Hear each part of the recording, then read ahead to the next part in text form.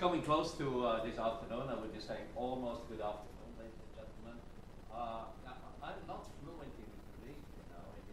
I said that I can read Greek. I don't understand it, but I can read Greek, you know, which is a major difference. But yes, there are a couple of differences that we have, a couple of languages that we are speaking. We have to do it because my basic language is Flemish. And if I would be speaking in Flemish here, I don't think that anyone here in the room would be understanding me. Is this working? What did I do? Is this okay? Good, thank you. Oh, that is better. You know, you heard it. I'm a Belgian, so like I'm saying it, and I'm a project manager, and I'm running a company of project managers, and when I've been looking at the title, when Panos invited me to come and give a presentation here, thank you for inviting me, Panos, then we say restructuring Greece, project managing the challenge.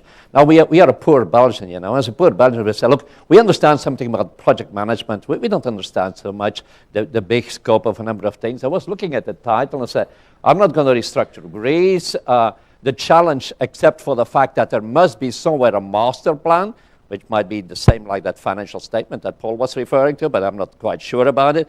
But if there isn't a master plan or a portfolio or a program that we have to manage, I think as very pragmatic project managers, well, you know, we're going to look at the different kind of projects that might be appearing and see what we can do in these different projects. And the question is, it will be about projects that I will be dealing with you. And Panos asked me, you have been working for the European Union, you have been working European Union projects, you have been working for government. Please share with us some of your experience.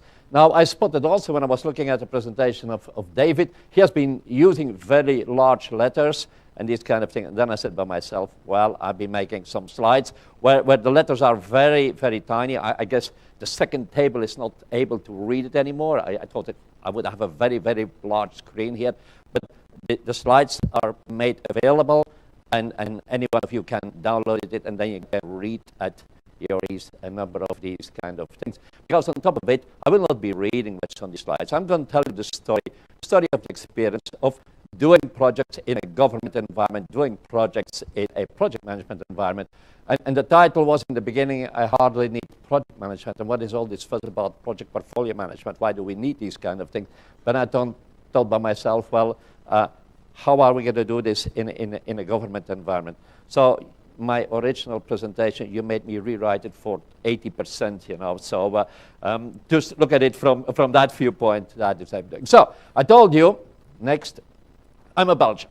You know, we as Belgians, and I'm going to give you the background because it's very important for the speech. The Belgians are known for French fries. I wonder why they call it French fries, and for waffles, and for beer. And sometimes we like our prime minister, so maybe it's an idea here in Greece also. Then they are throwing French fries to the prime minister, you know, just to make it very enjoyable. I think so. But it's from that viewpoint. If you think about a Belgian is somewhere at the crossroad between Germanic environment and a French environment and an Anglo-Saxon environment.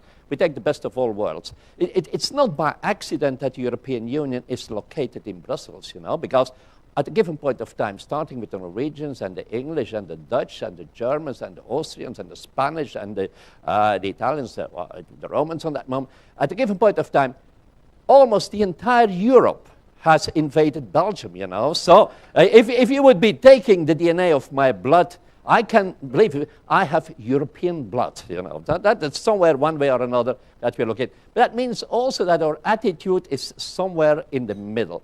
We like the European Union in Belgium for one reason. It is generating an awful lot of money for Belgium. You have to think about it. All the European institutions, they are spending an awful lot of money in Belgium, so we love it to a certain extent. And we'll be coming back to a couple of other things. So sometimes you say, well, is he now talking in an Anglo-Saxon way or in a Latin way or in a German way? Well, it's all of it, you know. So that's one of the... And all the different languages that you have to speak in Belgium now just to be capable to understand all these kind of things. Now, Belgium, government. I don't know if you're aware of the fact that in Belgium we have close to 200 ministers. You know what I'm saying? We have close to 200 ministers in Belgium. We have 7 governments. We are a rich country, you know. We can afford 7 governments. Yeah, which means we have a Flemish government, we have a Brussels government, we have a government for Wallonia, we have a government for the German-speaking part of Belgium. Then we have a government on the Flemish side, but that's the same. But we have another government which is taking Brussels and Wallonia together, and then we have the federal government. That makes 7 governments in Belgium. So some people have been asking me sometimes, how does it come, you know, in Belgium that you can survive with 400 days of no government? No, it's not 400 days of no government. It's 400 days of not having one government. You know, we have 6 governments left, so that's no problem. And at the end of the day, the balance is we don't care about governments, you know. We have a government because we can afford it, but we do what we like to do, you know. That's one of the attitudes that we have from the Belgian environment. So bear this in mind. When I'm working for government, that is what I have in mind. So I will be sharing how I work with government in Belgium. But I definitely, if there would be different nationalities here, everyone would be saying, well, government is working in different ways. So that is the message that I would like to give you. I will be talking about how we are working in a Belgian kind of an environment. But, you know, you have to translate this to the Greece environment. Now, on top of it, like I told you, we have the European Union in Belgium. I can take an example of the European Union without studying, you know, because in the 50s, with the European Community of Coal and Steel and Euratom and so on and so on, that's where the European Union started. In fact, it started with, the European Union started with Belgium and Luxembourg, you know, the 2 countries together, the BLEU, the Belgian-Luxembourg Economic Union, and then we enlarged it into the Benelux, and then the Benelux, well, then there was France and Italy and Germany that was added to it, western part of Germany on that moment, just to be clear, and then step by step the European community was growing. So we lived it all the time, so we understand how European Union is working. Now, I've been working not only for government kind of projects, but I've been working in original projects like where you got Eureka and Bright and RACE and so on and so on. I've been working for the European Space Agency. I've been working for the European Environment Agency in Copenhagen, for European Defense Agency in Brussels. You know, I'm working in the Consilium. I'm going to try to share with you a number of things, how projects run in a European Union environment might differ from the classical kind of projects that we know. That's one of the important things. On top of it, we also know that, I'm going to say something maybe that some people are not going to like, but you know, the European Union and all the kind of institutions that make regulations and directives and decisions, and then it has to be turned into, I would be calling a national law. Now, you know, people might not know, but the best in class, or one of the best in class, are the British people, and they're complaining about everything. And those who are never complaining about anything, the Belgians, we are one of the worst in class, you know, because the attitude in Belgium is, okay, we have to turn, it's not only for the European Union, you know, but it's for any kind of legislation. Just to tell you, 14 years ago, 14 years ago, there is a law that has been passed in Belgium that to say, well, your driver's license, when you are doing some things which are not so good, you know, we're going to take away points from your driver's license. And that's the law. Now, you know, before a law can be put in practice in Belgium, there is what we would be calling a royal decree like that has to be made in order to make sure that it's put in practice. And then the Belgian says, and it's the same goes a little bit with regulations, you know, from the European Union. Okay, we turn it in a law, that's good. Now you want to put it in practice, don't exaggerate. You know, it's good that we have a law, but you don't want to put this in practice, do you, in this kind of thing? That's a little bit of the attitude. Just bear this in mind as a project manager. You make something, and then you have to turn it into practice and say, no, it's great, you know, but we accept what you have been doing, but we don't want to turn it into practice. It's a very important thing. And if we talk about taxes, you know, that's something what we understand. Sometimes we have been discussing with a number of people, we call it tax evasion, you know, and these kind of things, we are experts in it. So if anyone wants to have some consultancy, you know, we can supply this out of Belgium. Look, this is the attitude behind this talk that I will be sharing with you. So bear this in mind. So it is, for a large part, biased from a cultural point of view. And that's very important. This is Europe. Europe is just a grouping of different kind of cultures. And we have to understand that. If we are working with different people, if we are working in project for the European Union, well, that's one of the problems that we have. Now, I'm not going to read all these kind of things, but I'm going to start by saying, okay, fine, do we understand what projects are, and what does that mean in a government kind of an environment, and what does that mean in the European Union kind of environment? And of largest part of the presentation, I will be looking for a number of challenges where there is a major difference between government projects and European Union projects and the classical kind of projects like most of us know. And I will try to make here and there a couple of links to the PMBOK from that viewpoint. So it will be experience sharing, and it will be a little bit pragmatic. And I'm convinced it will not be exhaustive, I think you might have plenty of questions afterwards, and it will be my pleasure to take the questions afterwards. So let me set the scene. The question is, inside the European Union, inside the government environment, do we really need project management? I think the answer is yes. But a number of people are not convinced about it. And the core question is also, on that moment, which I will be addressing later, is, well, what is project management? Well, we all know that project management is a process. It's a systematic series of actions. Did you ever try to, not in a kind of a business environment, and even in business environments, did you ever try in government environments to figure out what a systematic series of actions is? And that not everyone is figuring out which way that he or she would like to do it. That's one of the kind of things. It's knowledge. Well, we have to have the knowledge of the different kind of viewpoints. Who are the stakeholders? How do we communicate in this environment? Knowledge, it's maybe not so good and not the same that we have. And it's an art. Project management is an art. But basically, it is common sense. That I would like to concentrate upon. It's common sense, which means not most of the time, and I don't want to offend anyone, not the basic logic for a politician, common sense. This is not the real thing that we see on the point. So, but we as project managers, we like to think common sense, and we like to think structure. Now, human beings don't like structure. That's another kind of thing. And certainly not people in a government environment. Well, once again, it's cultural bias. I don't know the Greek government environment, but I can speak about the Belgian government environment. They don't like structure, and least of all, they don't like to work in a rigorous way. They like to have the flexibility to change without change control in any kind of a direction in order to arrive somewhere where not everyone wants to arrive, but they think on that moment that's the best place to arrive. But maybe tomorrow it would be another place where they would like to arrive. All these kind of things. It's very classical in a number of kind of environment. Definitely, project management, if you're working in that environment, is not a classical kind of definition that we have. And more, we don't always want to have results, because results to the outside world can be attacked. And nowadays, there is the power of the newspapers, the power, I think here in Greece, like in other kind of countries also, a number of things, and just work like that as a project manager, a number of things are already killed in the press before even you're thinking about it. So start figuring this out. That's a classical way of thinking. What can we do with it? Well, we know that most of the projects are, ruined by poorly specified requirements. Try to get real requirements at the concilium for any kind of a project that they would like to do there. Try to get real requirements.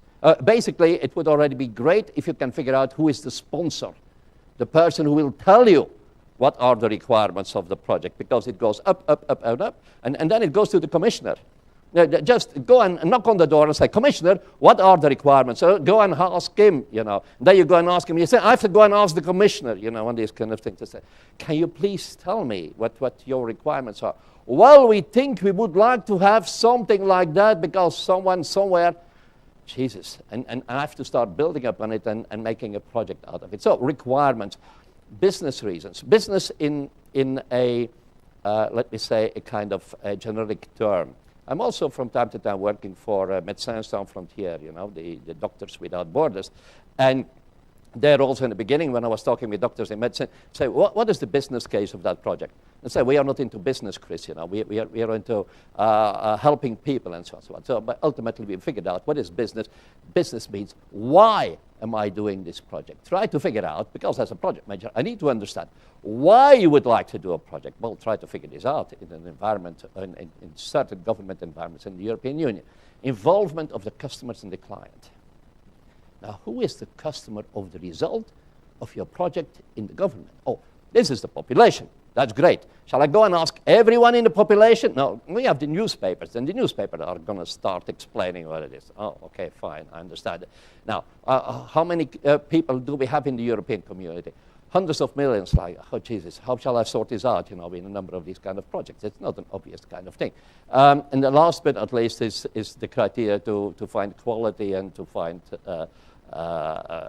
well, the completion of a project to acceptance. The other ones are important also, but they are lesser important, except the last line. When I'm talking in a government kind of environment and into a European Union environment, it's too much bureaucracy.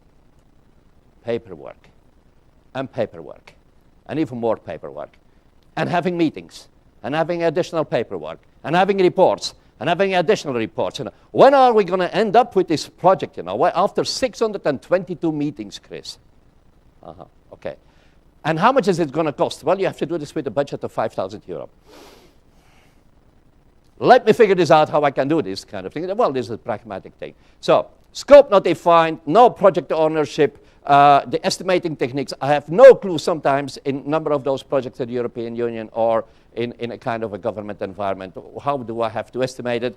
Let's not talk about a work breakdown structure, because I don't know what the work is, how I can use a work breakdown structure, the instrumentation panel to see if it is progressing. Well, we will be discussing later about the log frame and these kind of things, but is this usable, is this not usable? And it has been said by panels, because we have been doing some work from PMI with Milagros, I think, out of the Brussels office that's here working.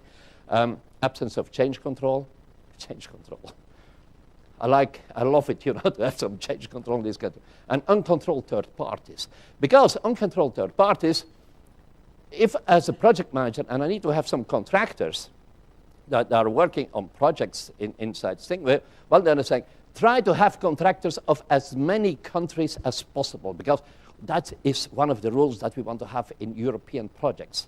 So if you have a European project here in Greece for helping to restructure Greece, be aware that you cannot do this only with Greek people, because the European Union says you have to have maybe Brits, and you have to have Lithuanians, and you have to have some Spanish and some Portuguese and some Irish. There are a number of countries which are preferred countries.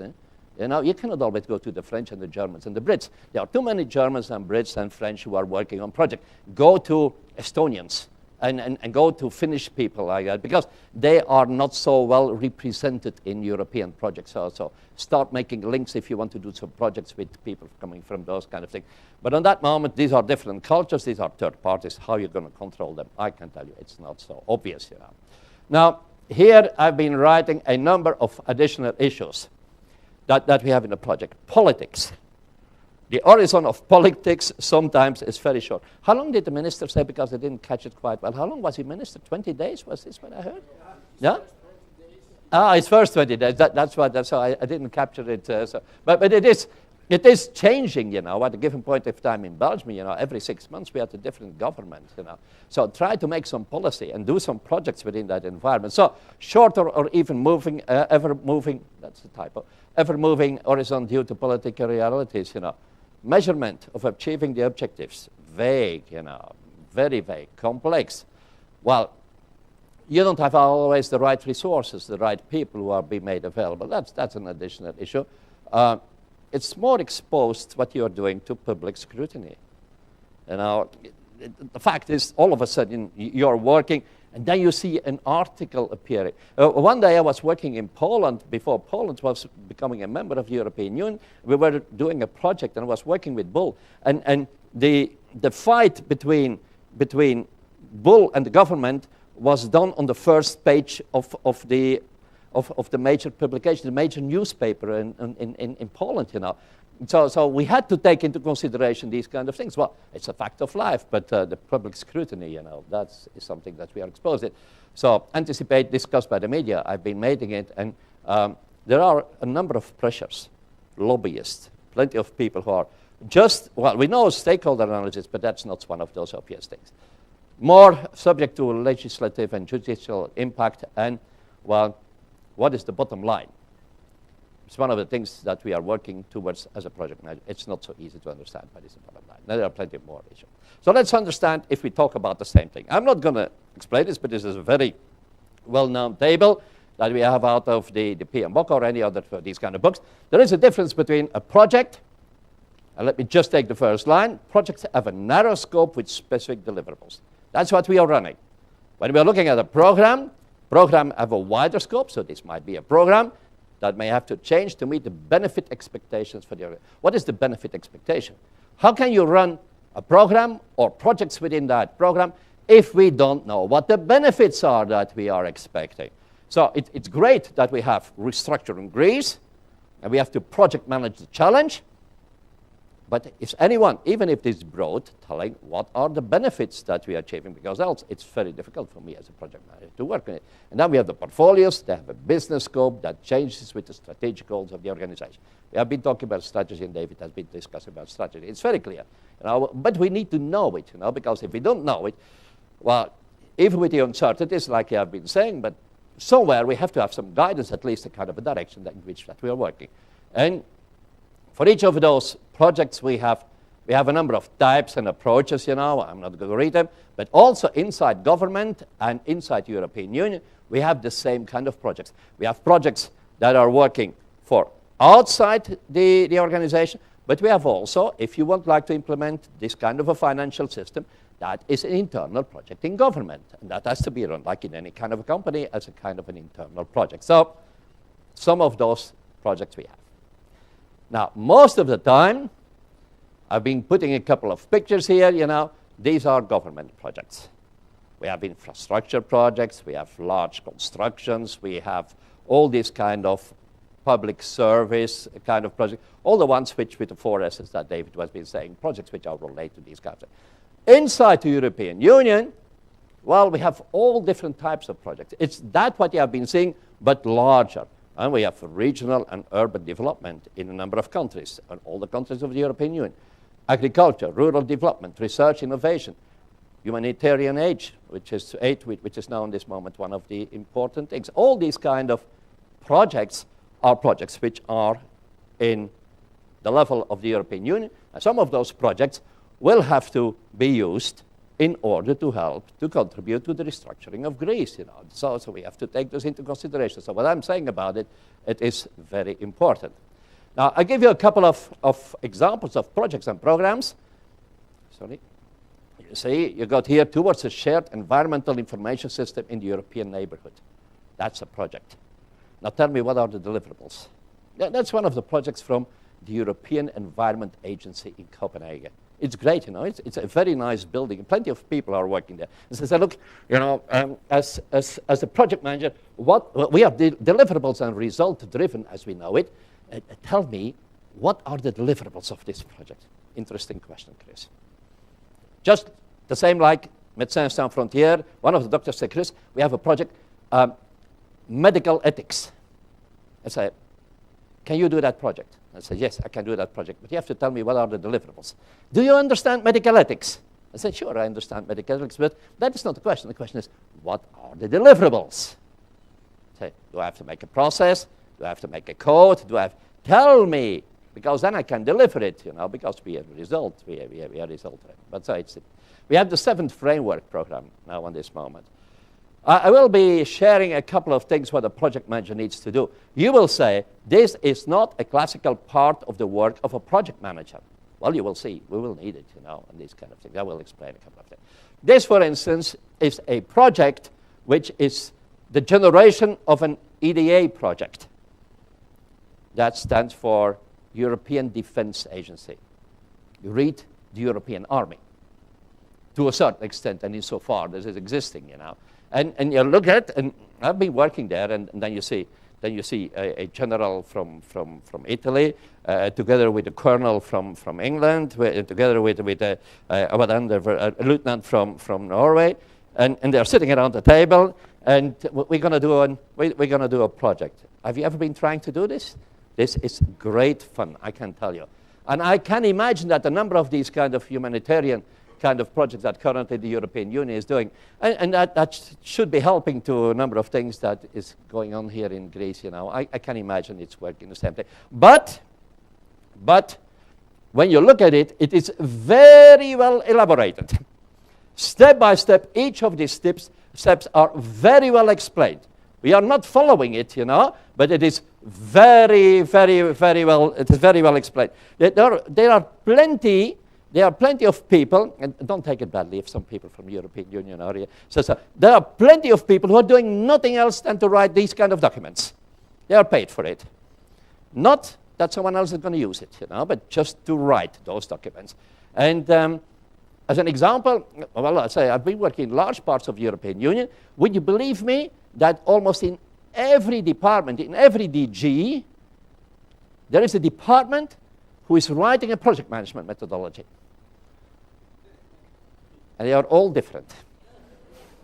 They are alike, but they are different. They are using the same words, but the moment when you look into the words, they have a different definition.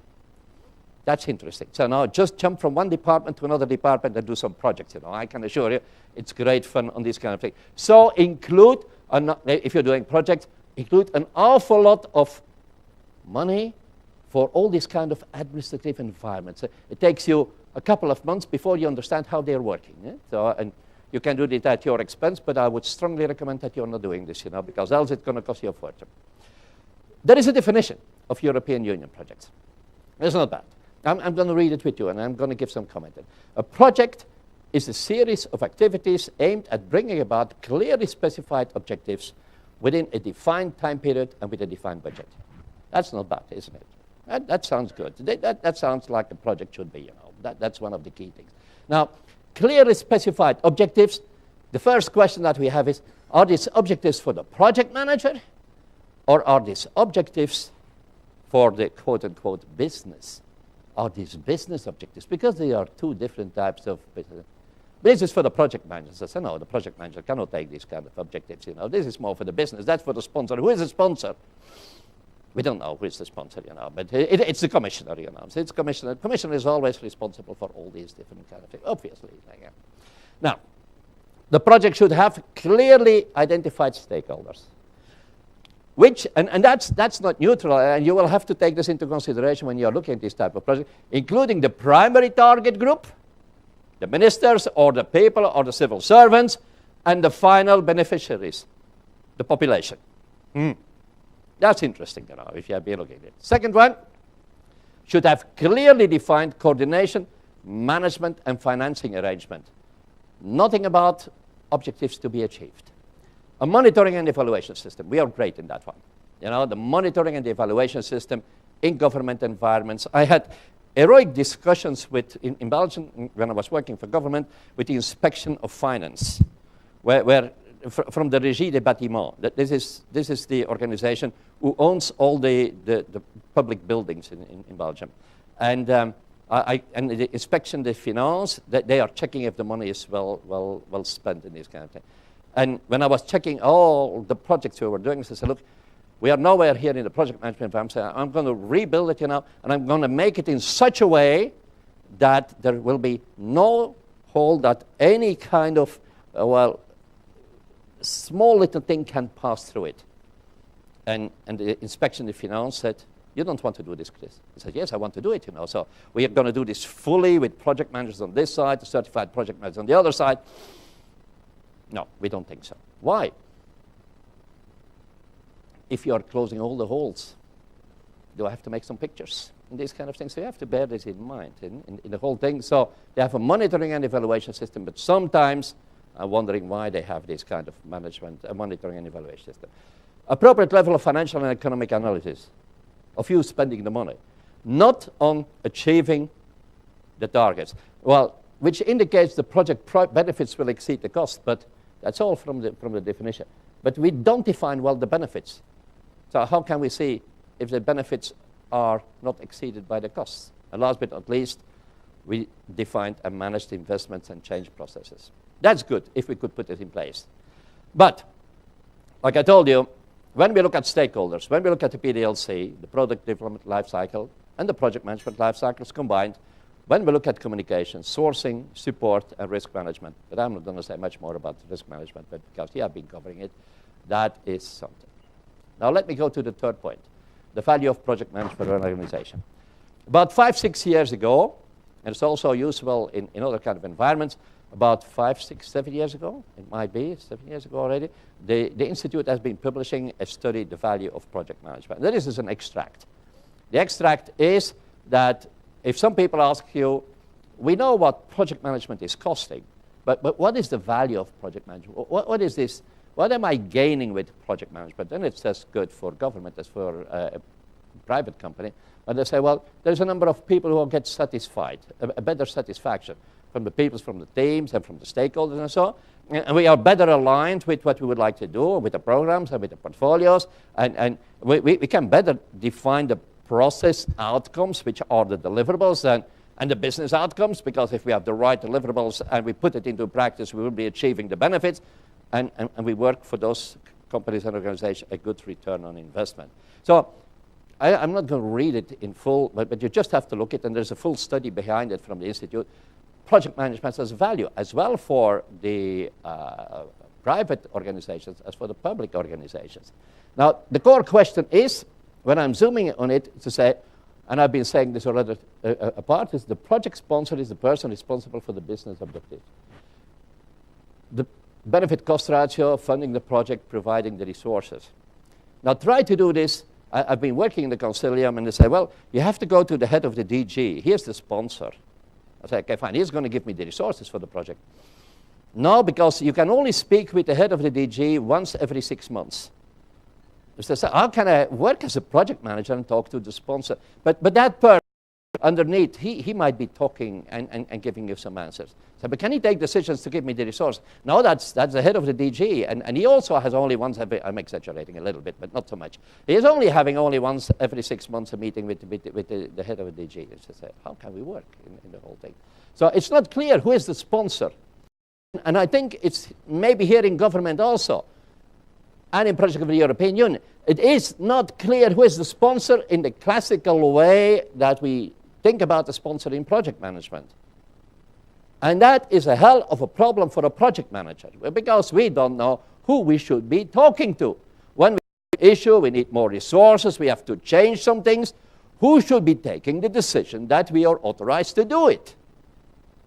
And that puts a delay on the project. And if it puts a delay on the project, the benefits might not be arriving in time. And the benefits not arriving in time would maybe not leading to give you the right benefits for the project and the program.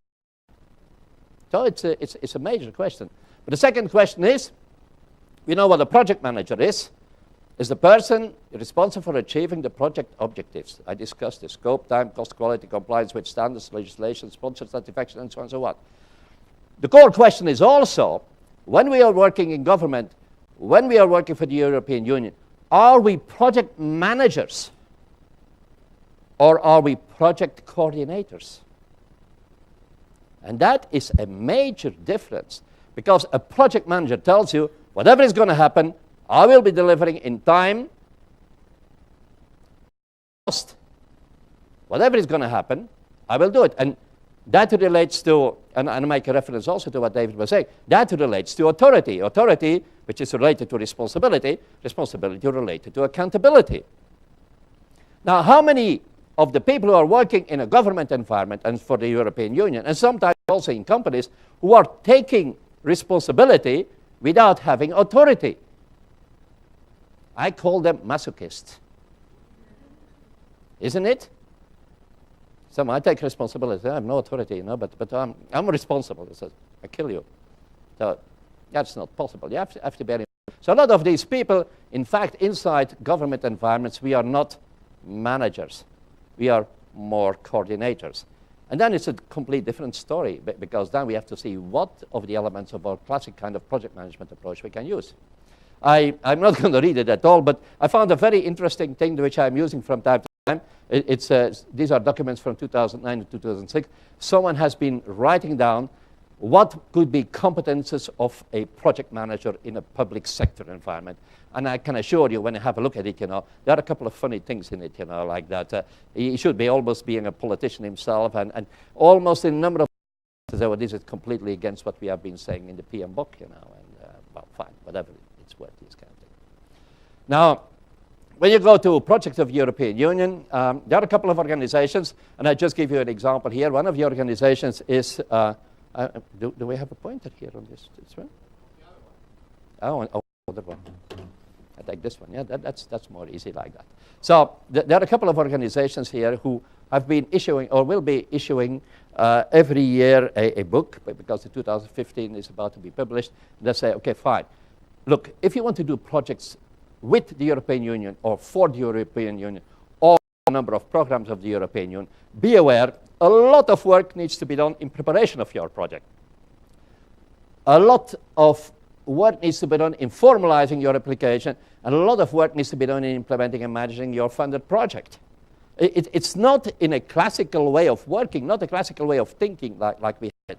And if you are not prepared for this, and if you have not been cost calculating as a project manager, how much time that you have to spend on those things, and how you have to be working together with the parties you have never been working together with before, and you know, uncontrolled third parties, well, you know, then you're going to lose money on it. So, and some of the private companies here who would like to do and run some projects within that framework, you better be aware of it, because it's going to cost you maybe more money than it's going to bring you money to the environment. So I think there might be some other ones, you know, but this is one, the ones that I'm using, the environment which is coming from them.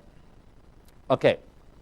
Now, another kind of thing, and I can't help it, you know, because I've been also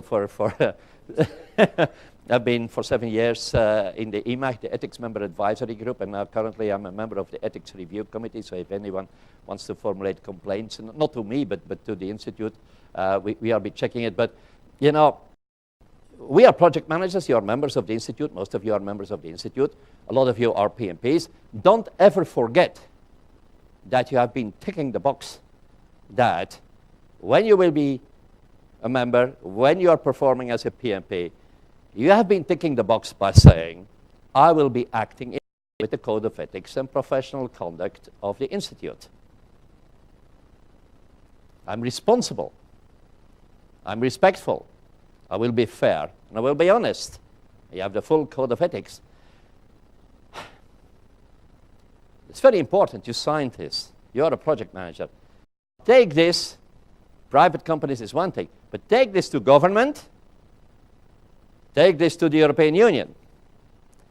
When you're the project manager of any of these kind of projects, don't you ever forget, and the people from APM and Prince2 and IPMA have something similar, you know, don't you ever forget you sign this. That means that you should be prepared at a given point of time, and I will leave it there, that you would be saying towards, I don't know, whoever has been asking you to this project, what you ask here, I cannot do. Well, we're going to kick you out of the project. Well, kick me out of the project. Don't forget it. It's not a piece of paper that you signed. You know, it's something which is very important. Okay, let me take now in details a couple of things, and let me discuss a couple of things. We have been doing some interviews, and we have been doing some research on what is specific now in a government environment, what is specific with the European Union. And I have just a couple of them, stakeholder and stakeholder management. Look, when we are working in European Union projects, are you aware of the fact that we have 28 member states, that there are 24 languages, that there are plenty of institutions, that there are so many stakeholders with so many different views? When you're running these kind of projects, that all these stakeholders have to have an agreement, sometimes over the head of the DG, over the head of the commissioner, over the head of the local ministers, into the country. And at the end of the day, you need to have some acceptance, or before even acceptance, you have to figure out what the requirements are. Not obvious in the whole thing. Take in the logical framework which is used, the stakeholders are, well, a number of people. Stakeholders, individuals or institutions that are directly or indirectly, positively or negatively affected by the activity. We are coming closely to the definition of risk in the whole thing. It's very important. Beneficiaries, target groups, final beneficiaries, partners, all different type of stakeholders than what in the more classical kind of projects. When we look at the PDLC and the project management life cycle, the PDLC means what is the stepped approach to do a project in a given environment. And the PMLC is how we're going to manage it, anything what's in the PM book. We can use anything that we find in the PM book. We can perform this without any problem in a government environment and in the EU environment. But the PDLC might be different. This is a classical kind of project life cycle. Well, we say we have a request and we are prioritizing and we might be looking for a portfolio in that moment and we write for a charter and we go back to portfolio to see if the budget is okay and to get an approval, because clearly in the triangle that Panos has been showing, it was said authorized projects, you know, so somewhere there needs to be some authorization, comes from portfolio, and I make a plan and communication. You know the classical way of doing it. We have a project life cycle at the EU. The project life cycle, they say, well, this is the way how projects are planned and carried out. It follows a sequence beginning with an agreed strategy. You remember? 28 countries. Which leads to an idea for a specific action. 28 countries. Which then is formulated, implemented, and evaluated with a view to improve the strategy. 28 countries. And define further action. 28 countries. Great, isn't it? Not so obvious to work on it. Now, project cycle management is the way how we are doing it, and the log frame is the idea which is behind it. And I'm not going to go in details, because if you look here, you can download it. That is from Europe 8. This is telling everything about the project cycle management. And that's what Panos was referring to in his presentation, that from PMI we are looking at that, we are looking at that project cycle management to say, can we improve that? Can we make it more lean with the European representatives from PMI? We are looking at it. It goes from programming, identification, formulation, implementation. I go more in details later. Now, we are using on one side the life cycle, and in order to execute that life cycle, we have also a logical framework. Now, the logical framework is coming from the United Nations.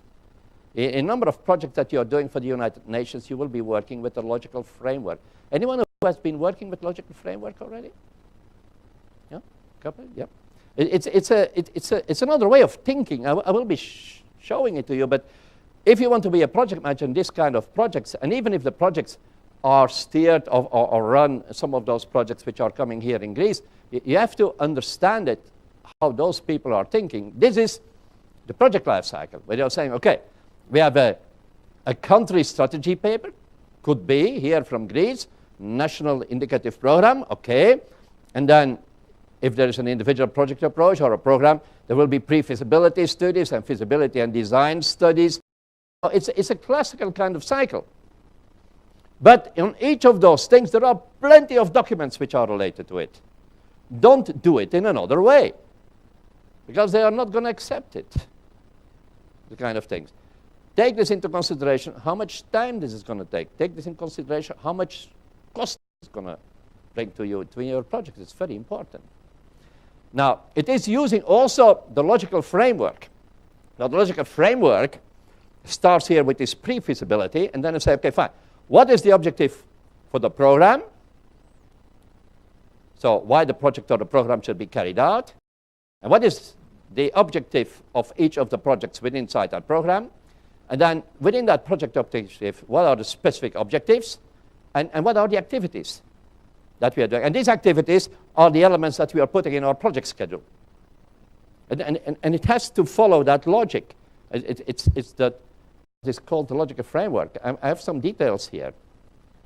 You can, I'm not skipping them, but you can find them back in the slides, and then you have the flavor, and you see how it works as a starting point. But you say, well, we are starting here. What is the overall objective? The project's contribution to the policy, and then the purpose of the project, and what kind of results do we want, and what kind of activities do we have. And if you look at it, we read from here. We make some assumptions, starting from the activities, and then we make some assumptions, factors outside the project management control that may impact on the activity result linkage. So it goes here. And then we see what are the indicators to see if we are achieving those results, and what are the sources of verification, and what kind of external assumptions we are making in order to be sure that the result here and the purpose linkage. And You have to follow that structure from the logical framework, linked to the project cycle. This is how projects are done, should be done, but not in the European Defence Agency. And not in the European Environment Agency. Yes, in the European Environment Agency, but not in the Consilium. In the Consilium, we had a project where we say, if there is a bomb that is exploding in the middle there in Brussels, in the middle of the European environment like that, how shall we put in place a kind of an environment where first help is given and where people from the different communities can call in, and that people in 24 languages are able to give them, and so on and so on. So let's work on the law frame. And no, we don't do this in this way. We don't do this in a different way. We do this in a different way. So be aware of it. It's not a standard, but it's a lot used. Let me put it this way. And more, we see that it's a way on standardizing it. I've been putting here how it has to be filled in the whole thing. Communications. Well, communications, not obvious. Because there are for a project manager, two major types of communications. One is the reporting and the meetings and everything what we put usually in our communication management plan. But then, and more the European Union is working on it, and they want to say, there is a problem in the European Union. Let's be honest, they're doing a lot of good work, but the people don't know it in the 28 member states. So there is not enough communication to the outside world. So a good project manager has not only to think about, and it's also part of his communication plan, anything that he has to do in order to properly manage his project, but he has also put in place a communication plan to the outside world, which is not obvious, because you will be saying some things which might not be politically correct. That's a trick, you know. So I've been putting here what are, in a number of those projects, as an example, from one of the tables of one of the requests for proposal, I've been putting here what needs to be put to the outside world, and there's something on the meeting and the reporting side. Sourcing and contracting. I took the one from New Zealand. I felt that's the one of the things that I'm using. I think this is one of the very good ones. It's a plan and manage for great results, but we don't know what the results are. You know, when we are sourcing, buying, procurement, be fair to all suppliers. How shall I do this? Yeah, I like you as a supplier. Currently, we have a problem with a minister in Belgium who has been working with a lawyer's environment, and maybe she will be disappearing now. And she has been signing a contract with a lawyer that she has been working with while the previous minister's 2 years. And I say, wait, you cannot do this. Yes, they know the entire file, but this is public procurement. You're a new minister. You know, you have to ask again to the world, you know, who could be making the best proposal to become a lawyer for that particular project. But they know everything already. No. Public procurement, you know, you have to go and you have to follow the rules. Can you imagine? Probably the Prime Minister has to eliminate her from the government, because can you imagine? So the question is, be fair to our suppliers. How are we going to do it? Get the right supplier. No, we're going to tell you, you have to work with that supplier. The best deal for everyone. What is the best deal for everyone? Even if it's more expensive, you cannot do it, you know. That a number of planes are made by people who have been bidding at the lowest price, you know. So, and then you're putting your foot in this plane. Sometimes you have to think about, or a bridge has been built in such a way like that, and play by the rules. Yeah, well, sure. The rules are different from different parts of the European Union and the other one. And then a couple of last things. Support, monitor, and control project management in member states. As a project manager, you have, in different places of the world, you have also member states in these cases. You have project managers in the different member states. And you have to manage them, different cultures, different approaches, different logic. How are you going to do this? I call it my project manager in these kind of projects. I put a kind of a PMO in place. I say to my project manager, I say, you have to act like a kind of a PMO. Just consider that these people are reporting to you without they are really reporting. Just consider that you have to support them without really telling them that you're supporting them in these kinds of things. And we have risk management, but that has been properly covered. I will not be saying the risks are great. I have a couple of things from one of the projects that I give a point of that. These are categories of risks which you usually don't see as a project manager, like legal liability. Well, I'm doing something and all of a sudden there is a sin that holds the government liable for damaging consequences of information provided. This is all about, you know, on this kind of thing. But I had to make some communication, you know, I gave the communication. Now, you know, I've been having some problems with it. So it's not so obvious. Each of those elements from the PM book, you have to rethink them from a government point of view, which is specific in your environment, and from a European Union point of view. Okay, and then we have portfolio management. It has been properly said. Portfolio management is the focus of the organization. We don't have this too much. You know, if you would be looking here, and I think somewhere, and I entirely agree that project managers should be contributing to it, and your best place. So somewhere, when we say restructuring Greece, project managing the challenge should be translated in such kind of a system, you know, with a portfolio, with programs, with projects. Somewhere, someone should make an agreement on it and then execute it. With change control, with adaptations, you know, obviously, like we know inside project management, but there are investments made by the country to a certain extent. It should be aligned with what the country would like to do. And, well, there are some distinguishing features that we have in government environment in the EU, which tells them, yeah, it's not so always possible to manage them in an effective way. And we have to work in a quantifiable way. That is so difficult to work in a quantifiable way inside a government environment. We don't like figures.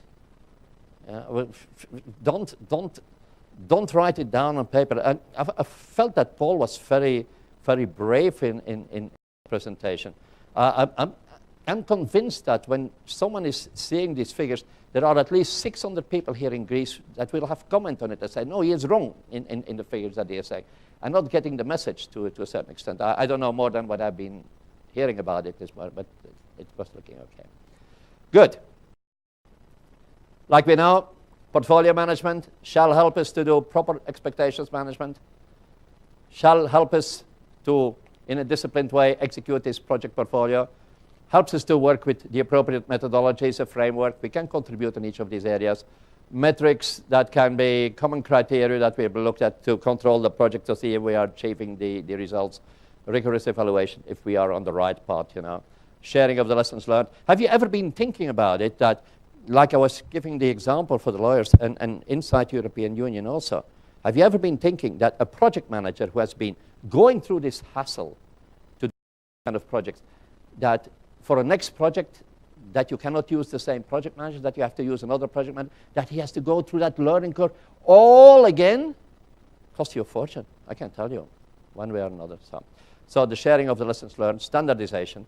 The more standardized, you know, the better we can do these kind of things. And optimal resource utilization. This is what project portfolio management is. This is what you're going to use also, or what you're going to need inside the restructuring of Greece. So, and project management is at the basis. So, 5 questions that people have been asking when you look here at restructuring Greece challenge. Are we investing in the right things? Are we optimizing our capacity, what we got available? Are we realizing the promised benefits? Can we absorb all changes? That's not so bad. And how well are we executing our projects? That's a key thing. That's all about project management, program management, portfolio management.